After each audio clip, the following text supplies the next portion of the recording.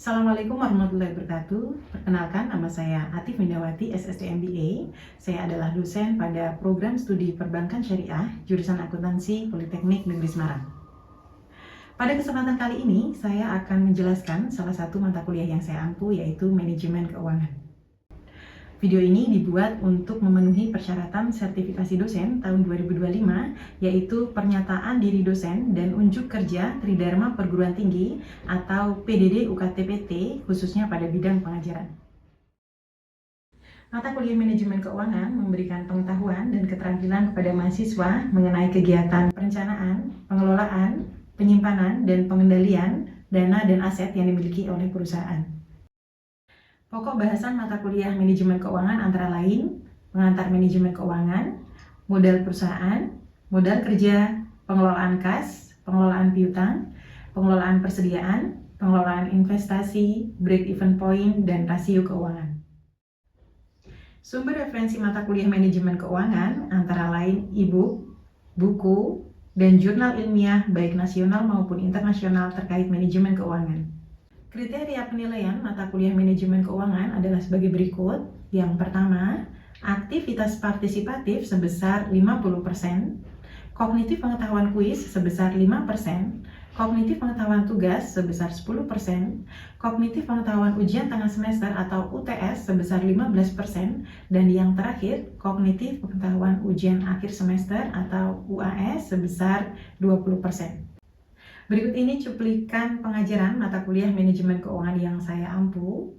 Semoga bisa menjadikan gambaran tentang kualitas pembelajaran mata kuliah Manajemen Keuangan yang saya lakukan. Terima kasih, selamat menyaksikan.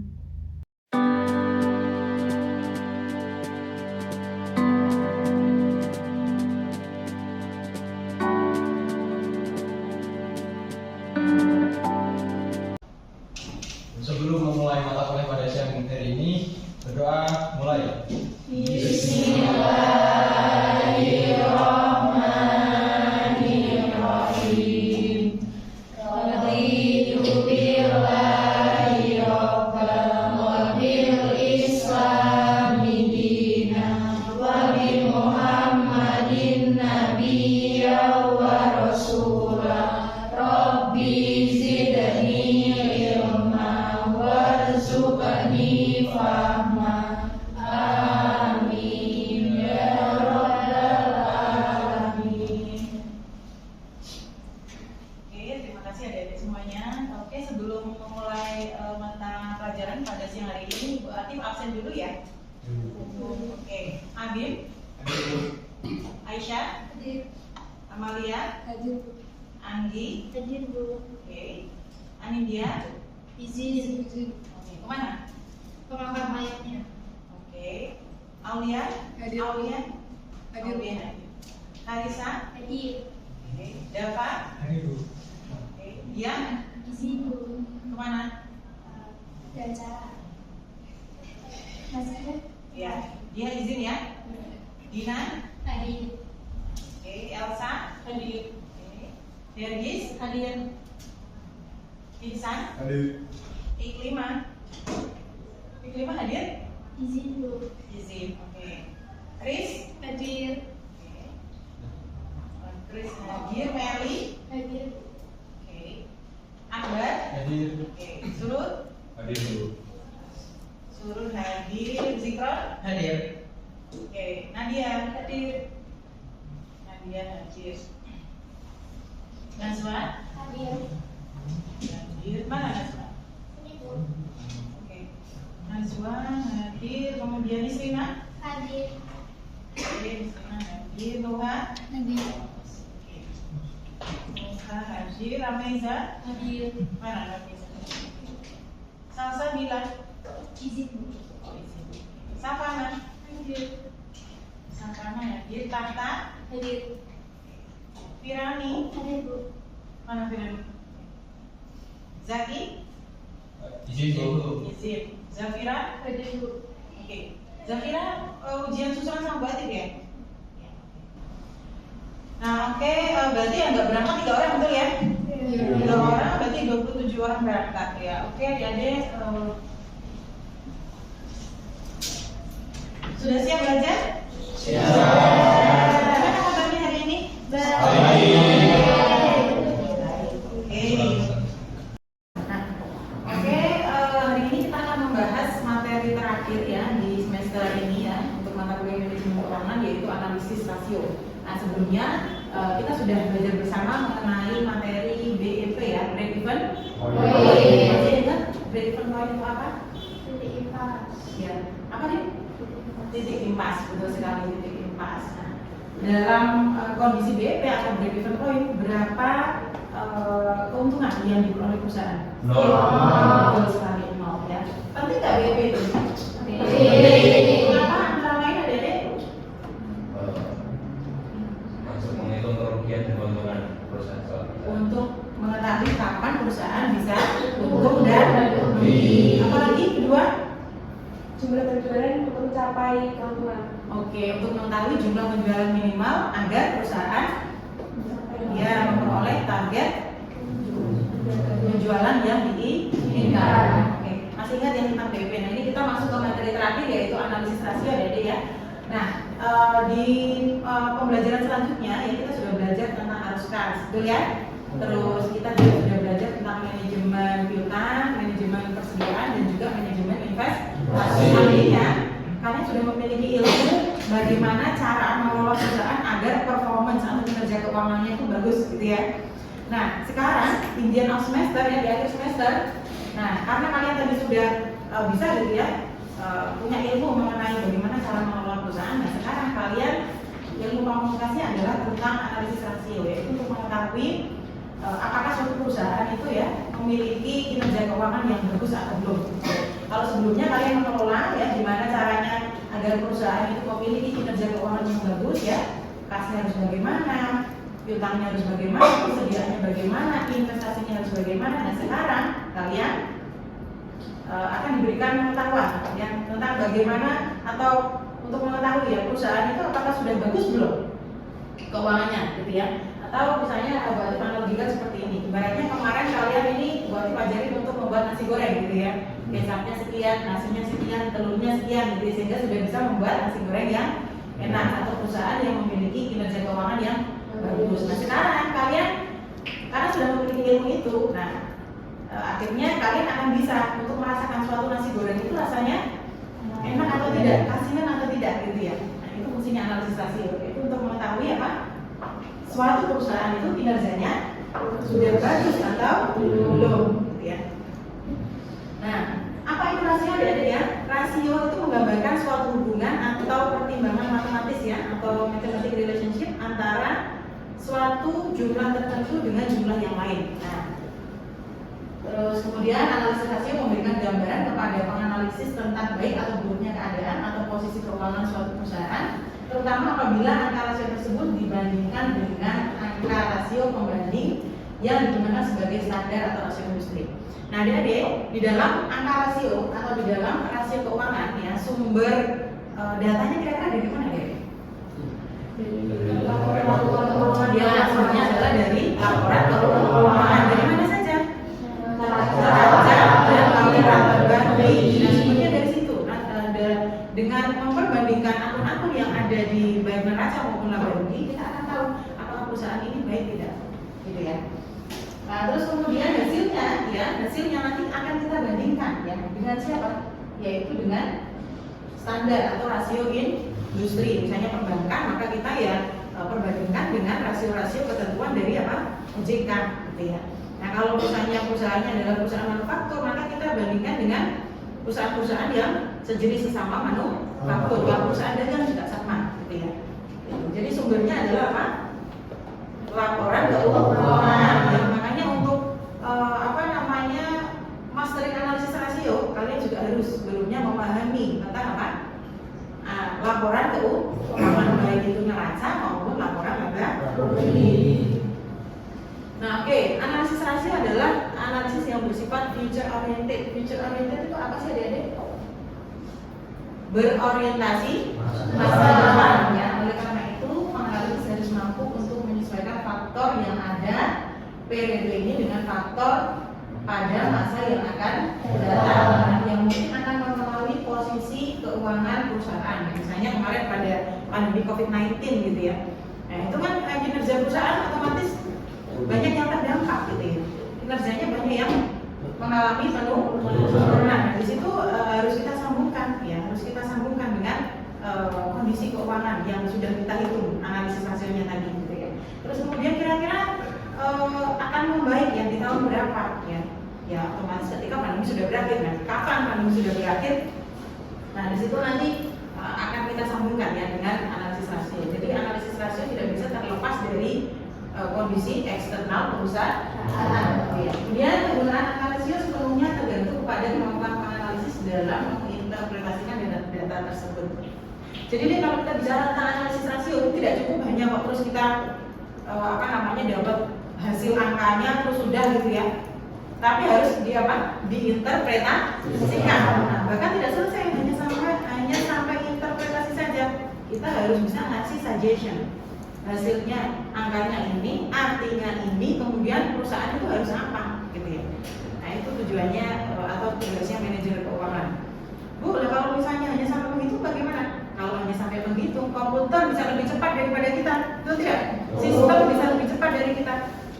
Nah, yang membedakan kita dengan sistem itu apa? Yang membedakan kita dengan sistem ya kita mampu menginterpretasikan angka di balik angka itu, kemudian suggestion yang tepat yang dikorelasikan dengan kondisi baik itu internal maupun eksternal perusahaan, gitu ya. Makanya di sini nanti kemampuan seorang analis keuangan, gitu ya, seorang manajer keuangan akan terlihat. Nah, kebijakannya nanti pasti akan beda-beda meskipun datanya sama. Gitu ya. Oke, ini adalah hal yang perlu diperhatikan adik-adik ya ketika kita melakukan analisis rasio. Satu, nah, pasti ada tren-tren tertentu. Nah, misalnya kemarin ketika pandemi COVID-19, nah itu kita harus jeli trennya seperti apa. Nah, kita tidak boleh langsung memblame perusahaan ini jelek, ya, gitu ya. Nah, kenapa bisa seperti itu ya? Karena ada faktor pandemi, gitu ya. Jadi adanya tren tertentu. Terus kemudian ketika Ramadan, kira-kira perusahaan apa yang kira-kira ketika Ramadan itu arus kasnya tinggi dan seterusnya, gitu ya. Sehingga likuiditasnya seperti apa dan seterusnya, gitu ya.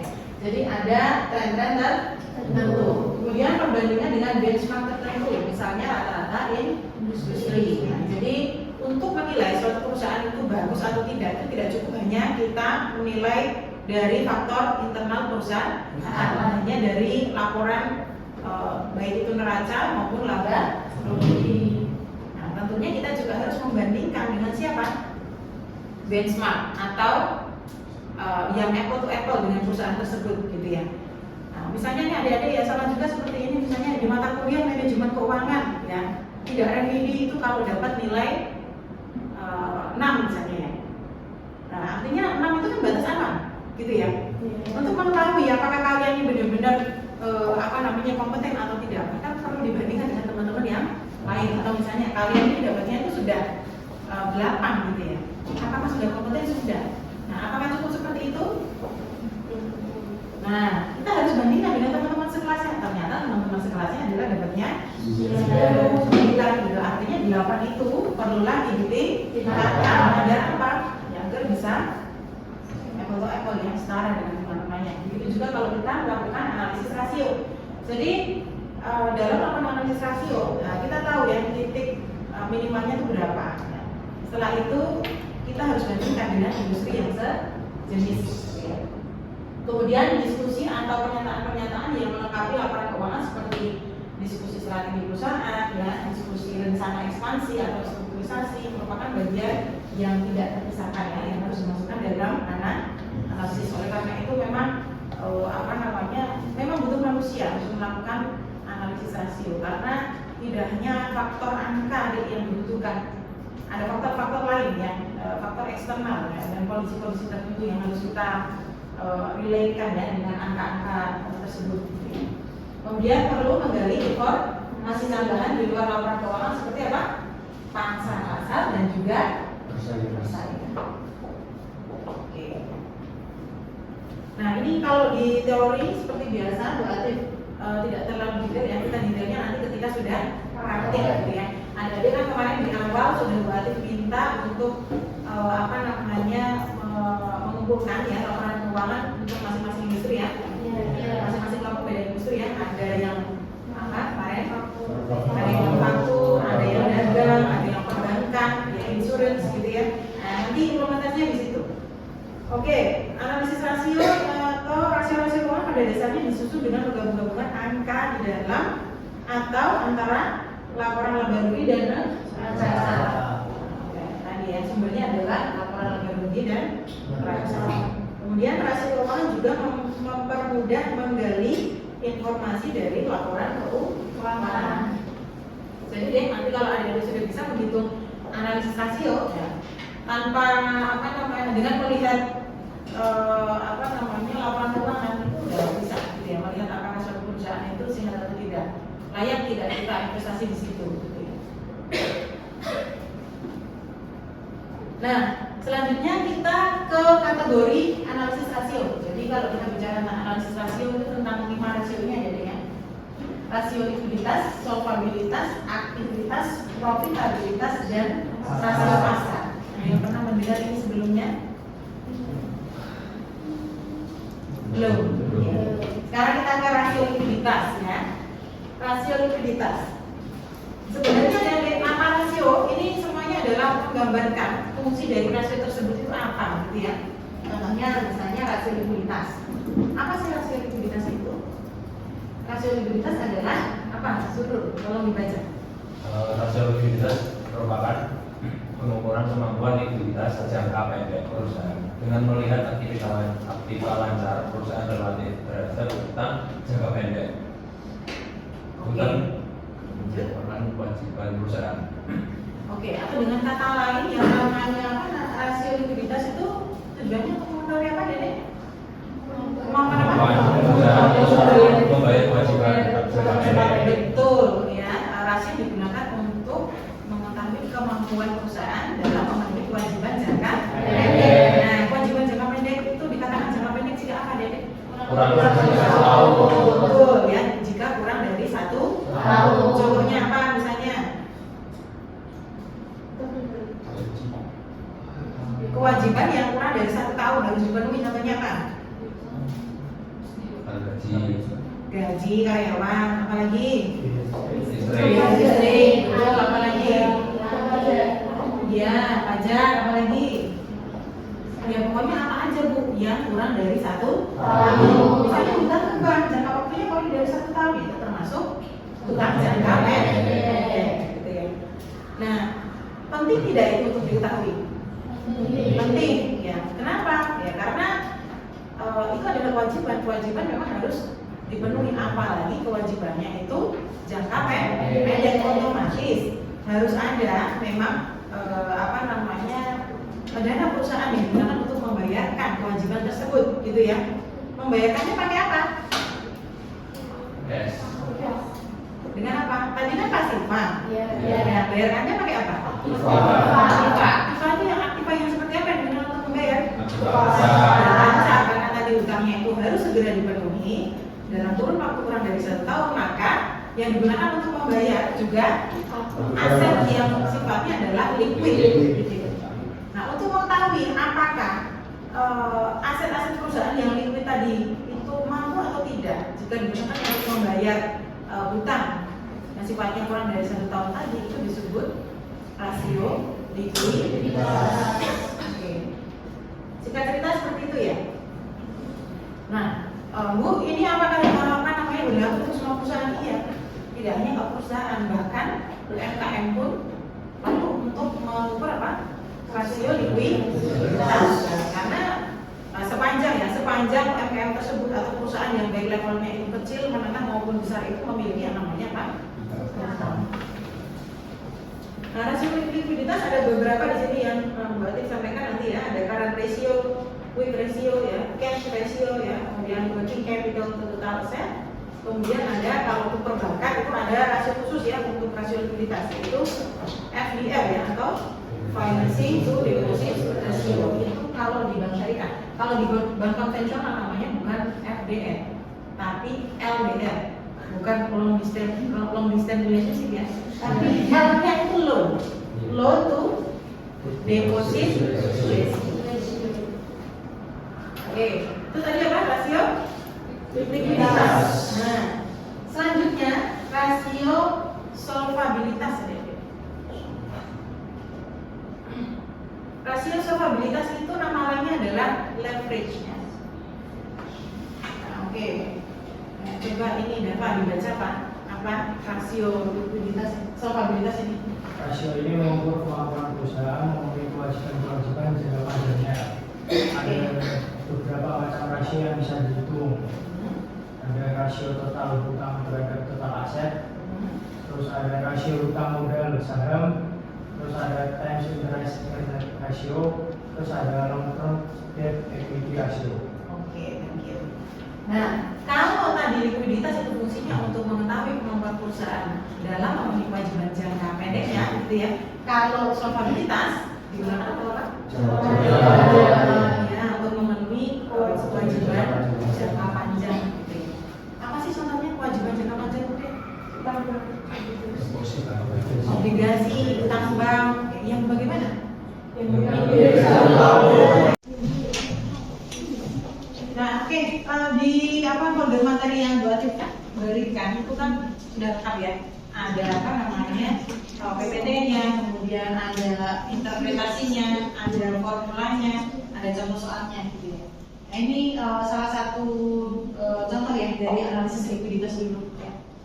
Analisis likuiditas tadi kan sudah kita bahas ya. Apa tadi fungsinya analisis likuiditas? Siapa yang mau jawab? Yang lain selain dulu siapa? Ya, siapa deh? Amanda Ibu. Oke, Amanda. Itu untuk mengetahui kemampuan perusahaan dalam memenuhi hutang jangka pendeknya. Oke, tepat sekali. Tepuk tangan untuk Amanda.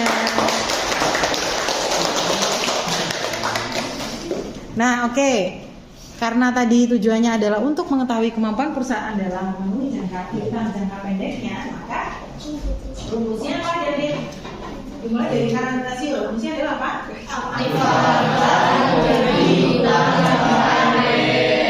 Nah, sekarang Anda buka file yang buat berikan, gitu ya. Itu kan ada laporan keuangan ya? Iya. Oke, ada laporan keuangan. Kita langsung praktikan ya. Langsung praktikan.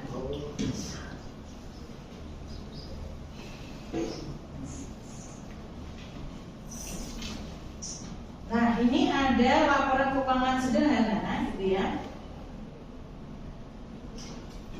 Nah, PT Fontana, dia nih. Nah, di sini sudah ada datanya, gitu ya. Ada apa? Data aktiva lancar, aktiva tetap, dan pasifa ya, ada hutang lancar dan modal sendiri. Nah, kira-kira bisa nggak hitung likuiditasnya? Bisa. Bisa. Siapa yang mau coba depan? Elsa. Oke, silakan Elsa.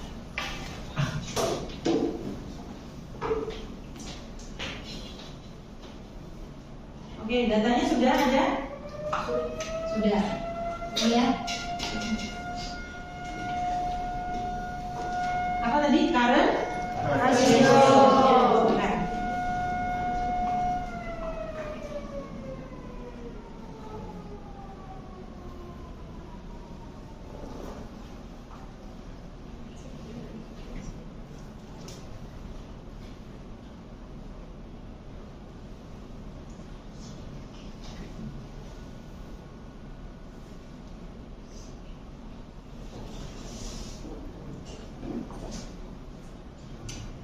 Ini yang belakang paham nggak ini? Paham ya?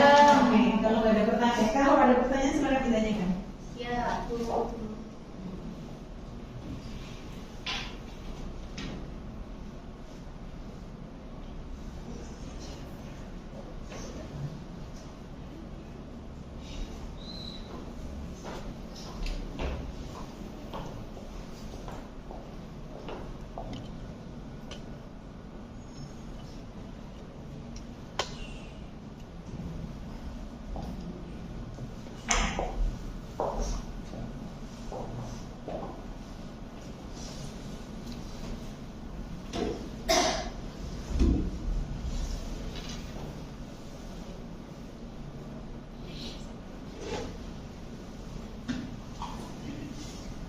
Oke, current ratio apa tadi?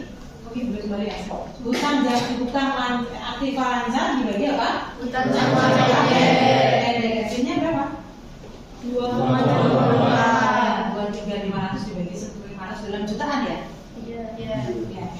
Berarti hasilnya berapa? 2,24. Nah, artinya kalau seperti ini bagus tidak? Bagus. Kalau 2,24 itu artinya berapa? Sama juga apa? 2,24 ya kan? Dibagi berapa? 1 ya kan? 2,24 nya adalah apa? Aktiva lancar. Satunya Hutang jangka pendek. bagus tidak? Bagus. Karena proporsi aktiva lancar lebih besar dibandingkan utang jangka pendek. Artinya bisa terbayar tidak utang jangka pendeknya? Bisa. Bahkan bisa mengcover 2 kalinya, gitu ya. Nah, oke. Tadi yang maju siapa? Elsa. Untuk Elsa. Nah, oke, good. Selanjutnya ada rasio apa lagi? Rasio likuiditas. Nah, rasio likuiditas dari cara bacanya begitu ya. Jadi yang atas mengcover yang bawah, gitu ya. Yang atas mengcover yang bawah. Begitu juga dengan quick ratio. Tapi kalau quick ratio bedanya adalah di situ mengeluarkan unsur persediaan. Kenapa? Kok dikeluarkan unsur persediaannya, gitu ya? Karena di situ yang dicari itu yang quick aja. Artinya apa? Dicari aktiva lancar yang paling liquid. Sehingga persediaannya dikeluarkan karena persediaan itu adalah aktiva lancar yang paling tidak liquid di antara aset-aset lancar yang lain, gitu ya. Nah, jadi sama persis nanti. Nah, interpretasinya bagaimana? Interpretasinya ya berarti tinggal apa? Seberapa besar aktiva lancar dikurangi apa? Persediaan bisa mengcover utang jangka pendek. Nah, berarti tidak semua dong perusahaan ini bisa dicari quick ratio-nya. Betul tidak? Iya. Contohnya perusahaan apa? Perbankan. Betul, perusahaan perbankan itu tak cocok kalau dicari quick ratio-nya. Kenapa? Karena tidak ada persediaan. Makanya kemarin misalnya ada yang bingung gimana nyari rasio persediaan gitu.